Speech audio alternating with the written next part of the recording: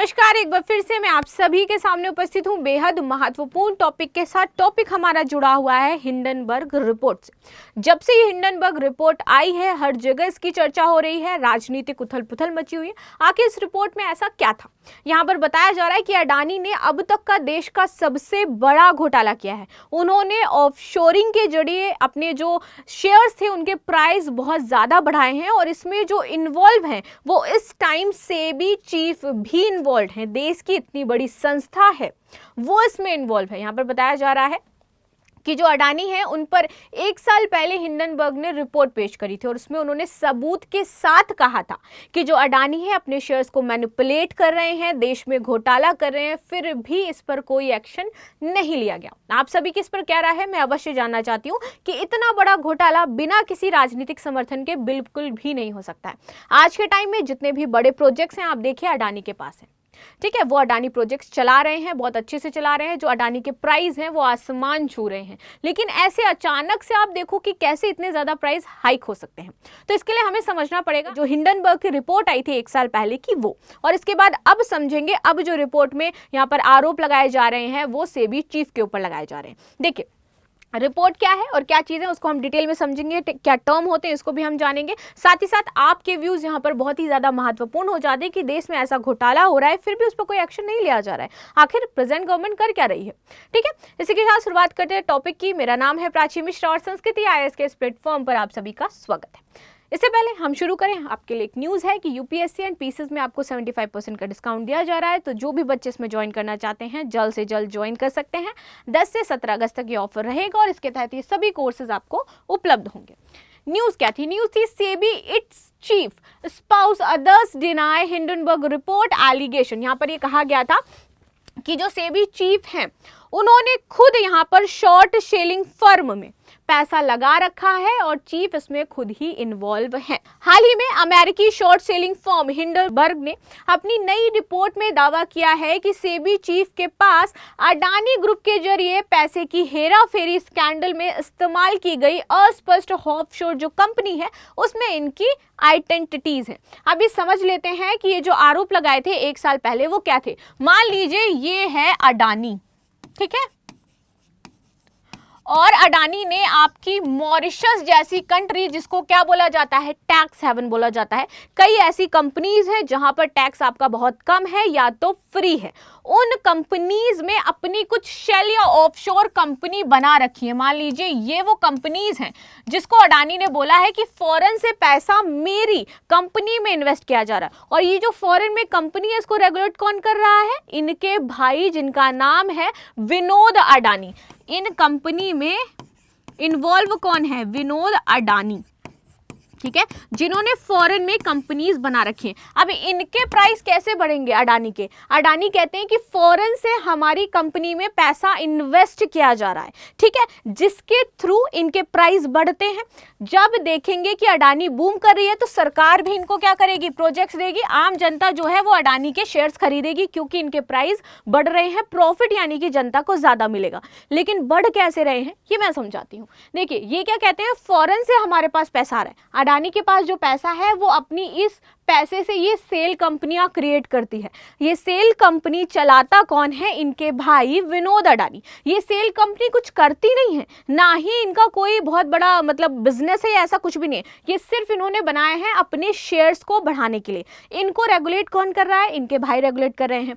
जो यहाँ पर पैसा अडानी के पास है वो पैसा ये अपनी कंपनी में लगाते हैं और यहाँ से ये पैसा लगा के शेयर्स खरीदते हैं अडानी के। कहा जाता है कि फॉरेन की कुछ कंपनीज हैं जो अडानी के शेयर खरीद रही हैं, लेकिन अडानी के शेयर कौन खरीद रहा है? खुद अडानी खरीद रहे हैं। इससे इनकी जो मार्केट वैल्यू है वो बढ़ती है। इसके बाद पूरे जो इंडिया है या गवर्नमेंट है उसको ये लगता है कि अडानी जो है अच्छा वर्क कर रहे हैं और इनके शेयर और मार्केट वैल्यू बहुत ज़्यादा हाई है, इसलिए हमें अडानी के शेयर्स खरीदने चाहिए। यहाँ पर तीसरी पार्टी कौन? हम बन रहे हैं बेवकूफ़, ठीक है। यहाँ पर जो पॉलिटिकल पार्टीज हैं वो क्या कर रही हैं? इनको दे रही हैं प्रोजेक्ट्स। तो अडानी क्या है? अपने ही पैसों से अपने शेयर खरीद करके अपने ही जो शेयर्स हैं उनको बढ़ा रहा है। तो इसको कहा जाता है शेल कंपनी, ऑफशोरिंग कंपनी जो कुछ नहीं करती। और इन कंपनियों के लिए एक्शन कौन लेता है? सेबी लेता है, ठीक है। इन कंपनियों, जो ऐसी कंपनीज है उन पर एक्शन लेती है सेबी, लेकिन सेबी की जो खुद चीफ हैं उन्होंने 2017 में एक अगर प्रोजेक्ट करके कंपनी में इनके साथ पार्टनरशिप करी 2017 में।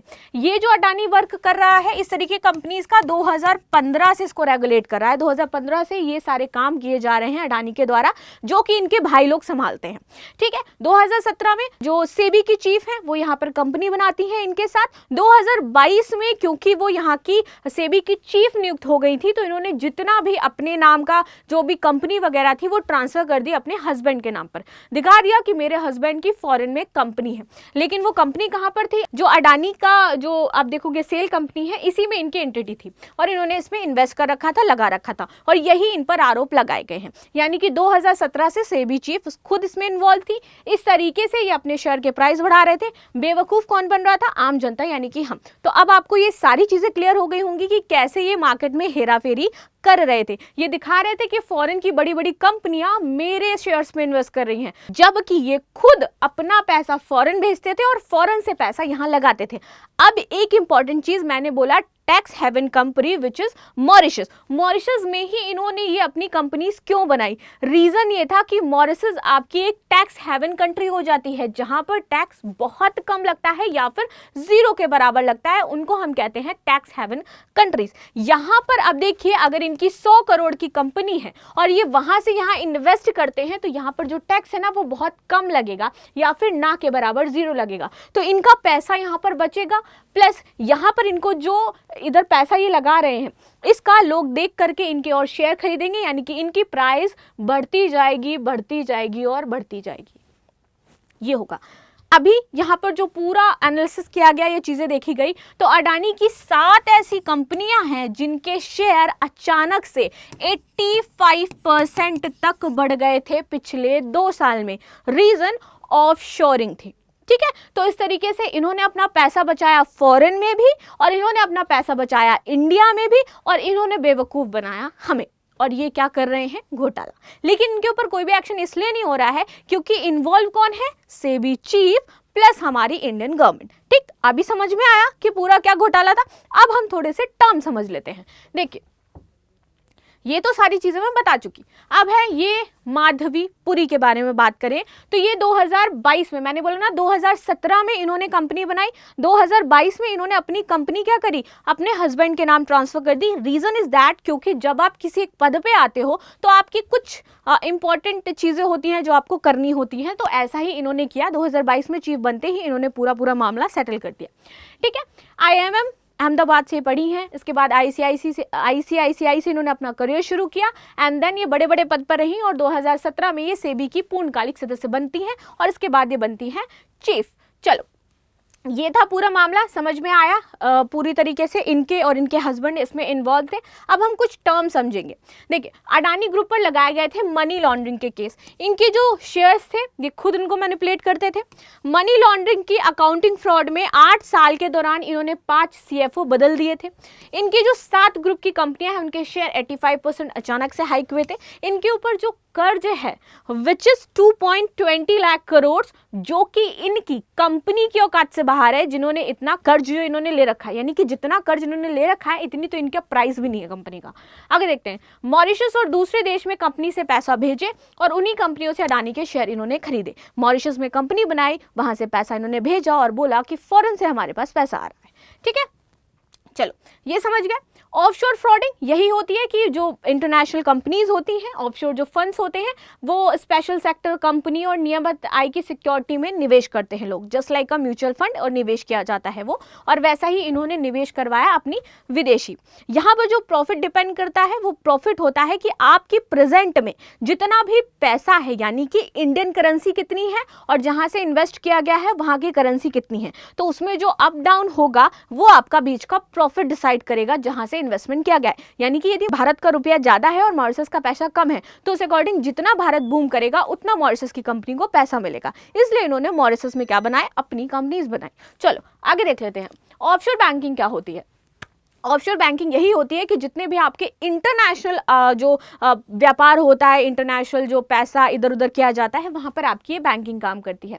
इसमें फाइनेंशियल सिक्योरिटी या टैक्स बेनिफिट्स का लाभ उठाने की अनुमति भी ये देता है, ठीक है। इसका इस्तेमाल उस बिजनेस में होता है जो अंतर्राष्ट्रीय स्तर पर काम करते हैं और वहीं पर आपकी ऑफशोर बैंकिंग करी जाती है। मनी साइफरिंग की बात करते हैं, आखिर ये क्या होता है? ये इसे पैसे की हेराफेरी कहते हैं। इसे विस्तार से समझे तो अगले बैंक या फाइनेंशियल इंस्टीट्यूट्स के लिए गए कर्ज जो वो पैसा लेता है किसी बैंक से, ठीक है, उसका इस्तेमाल करता है वो अपनी कंपनी के लिए, इस तरीके से शेयर्स को मैनिपुलेट करने के लिए। मान लीजिए मुझे ज़रूरत नहीं थी, लेकिन फिर भी मैंने कहीं से पैसा उधार लिया किसी कंपनी से या किसी बैंक से, और उस पैसे को मैंने कहाँ लगाया? जो मैंने अपनी ऑफशोर कंपनी बना रखी है, और उस ऑफशोर कंपनी का पैसा जो हमने कहाँ लगाया? जो हमारा अडानी है।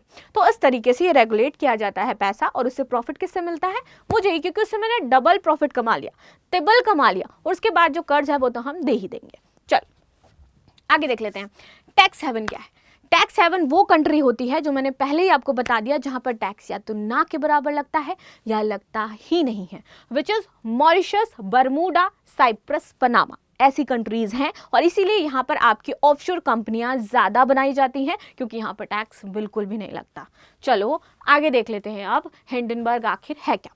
हिंडनबर्ग अमेरिका की कनेक्टिकट यूनिवर्सिटी के इंटरनेशनल बिजनेस में ग्रेजुएट नाथन एडरसन द्वारा संचालित शॉर्ट सेलर फर्म है, ठीक है। स्थापना इसकी हुई थी 2017 में, और इसका नाम 6 मई 1937 से न्यू जर्सी के मैनचेस्टर टाउनशिप में हुए हिंडनबर्ग एयरशिप एक्सीडेंट्स के नाम पर रखा गया था, ठीक है। कंपनी का काम शेयर मार्केट, इक्विटी, क्रेडिट और डेरिवेटिव्स का रिसर्च करना है, और ये क्या करती है? इसको रिसर्च करती है।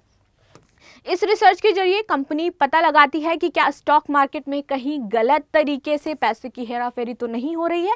यदि ऐसा होता है तो ये उसकी रिपोर्ट जारी करती है, जिसको लेकर के इन्होंने बोला था कि भारत में अब तक का सबसे बड़ा घोटाला जो है वो अडानी ग्रुप कर रहा है, लेकिन उस पर कोई एक्शन नहीं लिया जा रहा है। इन्होंने ये भी आरोप लगाया कि जब मैंने सबूत के साथ ये चीज़ें पेश करी, तब सेबी ने सिर्फ एक लेटर भेजा अडानी को कि आप मुझे कारण बताओ कि किस कारण की वजह से ये सारी चीज़ें, कारण बताओ नोटिस दे करके उनको छोड़ दिया। रीज़न ये था, जब आप उस जगह होते हो, मैं अगर सेबी में हूं तो मुझे पता है कि क्या लूप होल्स है जिनका यूज़ करके मैं बच सकती हूं या जिनका यूज़ करके मैं बाहर निकल सकती हूं। सेबी के जो डायरेक्टर हैं, सेम उन्होंने वही किया, चेयरपर्सन ने, कि उनको पता था कैसे मुझे चीज़ों को रेगुलेट करना है और किस तरीके से कार्य करना है। आगे आ जाते हैं, शॉर्ट सेलर फर्म क्या होती है। हिंडनबर्ग कंपनी एक इन्वेस्टमेंट फर्म होने के साथ ही शॉर्ट सेलर कंपनी भी है। एक एक्टिविटी शॉर्ट सेलर के रूप में मोटी कमाई करती है, ठीक है, जो भी होते हैं। शॉर्ट सेलिंग एक तरीके की ट्रेडिंग या इन्वेस्टमेंट स्ट्रेटजी होती है। इसमें कोई खास कीमत का स्टॉक या सिक्योरिटी खरीदी जाती है, फिर जब कीमत इसकी ज़्यादा हो जाती है तो उसको हम सेल कर देते हैं, जिससे हमें ज़्यादा फायदा होता है। सेल कंपनियां क्या होती हैं? सेल कंपनियां ऐसी फर्म होती हैं जो सिर्फ कागज पर है, यानी कि रियल में कोई कंपनी नहीं है। मान लीजिए कि ये मेरे पास एक पेपर है और इस पेपर में प्राची इंटरप्राइजेज है, मेरे नाम की कंपनी है, लेकिन रियल में देखो तो मेरे नाम की कोई कंपनी नहीं। अब इस कंपनी में पैसा डाल करके मैं अडानी के शेयर ले रही हूँ, जिसकी फंडिंग मुझे खुद अडानी कर रहा है, और उसके बाद उसको हमने क्या किया? रेगुलेट करना शुरू किया मार्केट में, और पैसा आना हमारा शुरू हो गया। तो ये वैसी ही कंपनियां होती हैं जिसका कोई आधिकारिक कारोबार नहीं होता, बस दिखा दिया जाता है कि मैं ये काम कर रही हूँ, ठीक। आमतौर पर इन कंपनियों का इस्तेमाल मनी लॉन्ड्रिंग के लिए किया जाता है, पैसा लेने के लिए, ठीक है। दूसरे शब्दों में कहें तो ये कंपनियां एक जरिया होती हैं ब्लैक मनी को वाइट मनी करने का, और हम क्या कर रहे हैं? ब्लैक को वाइट कर रहे हैं। इन कंपनियों को टैक्स बचाने के लिए यूज़ किया जाता है। जो कंपनियां आपकी कहाँ थी? मॉरिशस, पनामा, या फिर यहाँ पर यूज़ की जाती हैं। इसमें पूरे पैसे को एक्सपेंस के तौर पर दिखाया जाता है कि मेरा जितना भी पैसा है वो टैक्स के तौर पर, इन्वेस्टमेंट के तौर पर चला गया। यानी कि मेरा जो पूरा कंपनी है, मान लीजिए मेरे कंपनी में पैसा, अब दिखाना तो पड़ेगा ना, इतना मेरा पैसा आ रहा है, अब वो पैसा कहाँ कहाँ जा रहा है? टैक्स बचाने के लिए मैं क्या करूँगी कि मैंने यहाँ इन्वेस्टमेंट कर दिया है, मैंने यहाँ इन्वेस्टमेंट कर रखा है, मेरा ये रहा है, मेरा वो रहा है, तो मेरा जो टैक्स है वो भी बच गया। और वो टैक्स किसका था? अडानी को जो देना पड़ता वो मैंने बचा लिया ना, तो वो इस तरीके से है। इसे मनी लॉन्ड्रिंग का आसान तरीका माना जाता है और टैक्स भी नहीं लगता है। भारतीय प्रतिभूति या विनियमन बोर्ड यानी कि सेबी को समझ लेते हैं हम। देखिए, इसकी स्थापना 1992 में हुई थी, मार्केट रेगुलेटर के रूप में की गई थी। ये देखता है कि निवेशकों के हितों की रक्षा हो रही है या नहीं हो रही है। लेकिन जब चीफ यहाँ पर अपनी सेल कंपनी खोल के बैठे हो तो रक्षा कैसे हो सकती है? चलिए, इसके अध्यक्ष की नियुक्ति कौन करता है? केंद्र सरकार करती है। वर्तमान में वाधवी पुरी बुच इसकी अध्यक्ष है, और मार्केट रेगुलेटर में पहली महिला अध्यक्ष चुनी गई थी। लास्ट में क्वेश्चन है कि सेबी के अध्यक्ष की नियुक्ति निम्नलिखित में से कौन करता है? राष्ट्रपति, केंद्र सरकार, संसद या वित्त मंत्री? आई होप आप सभी को समझ में आया होगा। नहीं आया है तो भी बताएं, आपके क्या व्यूज़ हैं वो मैं जानना चाहती हूँ। मिलते हैं नेक्स्ट क्लास में, तब तक के लिए धन्यवाद। लाइक शेयर सब्सक्राइब करना बिल्कुल भी ना भूलें। Thank you so much.